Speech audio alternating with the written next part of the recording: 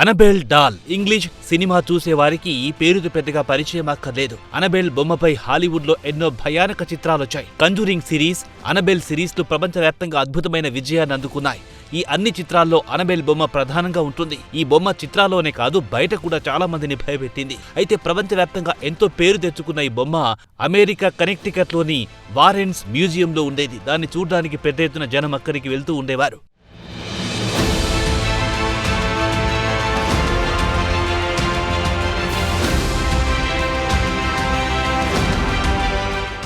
అయితే గత కొద్ది రోజుల నుంచి ఆ బొమ్మ మ్యూజియంలో కనిపించడం లేదు. అక్కడికి వెళ్లిన వారికి ఆ బొమ్మ కనిపించకపోవడంతో భయాందోళనకు గురవుతున్నారు. దీంతో ప్రస్తుతం సామాజిక మాధ్యమాల్లో అనబెల్ బొమ్మపై చర్చ జరుగుతోంది. ఆ బొమ్మ లూసియానా నుంచి ప్రపంచం మొత్తం ప్రయాణిస్తూ ఉంటుందని జనం అనుకుంటున్నారు. అయితే ఆ బొమ్మ మ్యూజియం నుంచి దొంగిలించబడిందా లేక మాయమైందా అన్నది ఎవరికి అర్థం కావడం లేదు.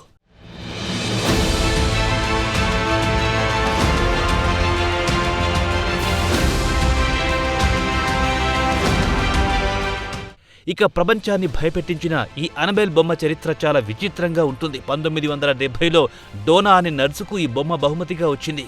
డోనా యాంజీ అనే మరో నర్సుతో కలిసి ఓ గదిలో కలిసి ఉండేది. ఈ బొమ్మ గదిలోకి వచ్చిన తర్వాత నుంచి అంత భయంకరంగా మారిపోయింది.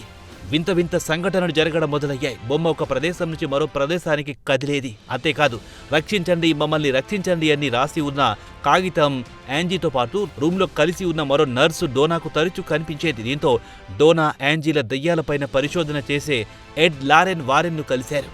వారు దానిపై పరిశోధన చేసి ఆ బొమ్మ ఆత్మ కారణంగా ప్రభావితం అయ్యిందని తేల్చారు. దాన్ని తీసుకెళ్లిపోయారు.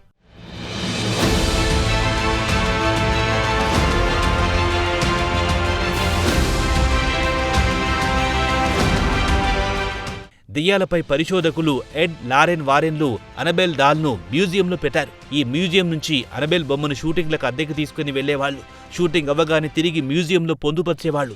ఈ మ్యూజియంకి అనబెల్ డాల్ను చూడడానికి సందర్శకులు పెద్ద సంఖ్యలో వస్తూ ఉండేవారు. అయితే గత కొన్ని రోజుల నుంచి అనబెల్ డాల్ కనిపించకుండా పోవడంతో దొంగిలించబడిందా లేక మాయమయ్యిందా అని సోషల్ మీడియాలో పెద్ద ఎత్తున చర్చ జరుగుతుంది.